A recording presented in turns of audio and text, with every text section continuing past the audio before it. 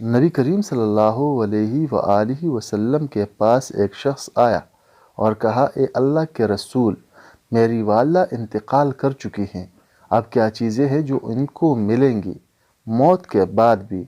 تو آپ صلی اللہ علیہ وآلہ وسلم نے فرمایا، جب انسان مر جاتا ہے تو سوائے 3 چیزوں کے اس کو کچھ بھی نہیں ملتا۔ پوچھا گیا وہ کیا ہے؟ تو پہلی چیز بیان کی اور کہا، صدقہ جاریہ، ایسا کوئی کام جو مرنے کے بعد انسانیت کو، جانوروں کو، کسی کو بھی نفع پہنچا رہا ہو۔ بعد میں جیسے اسکول بنائے، کالج یا مسجد بنائے، دواخانہ بنائے جس سے انسان کو شفا ملے، درخت لگائے یا کچھ بھی ایسا تو اس سے اجر ملے گا۔ دوسرا علم، ایسا علم جس سے انسانیت کو نفع ہو، نفع بخش یا پیدا علم چاہیے، وہ عربی کا ہو، قرآن سکھایا، ہندی سکھائی، اردو یا سائنس کا علم سکھایا، جس سے انسانیت کو فائدہ پہنچتا رہے۔ ایسی کتابیں جب تک چلتی رہیں گی ثواب ملتا رہے گا۔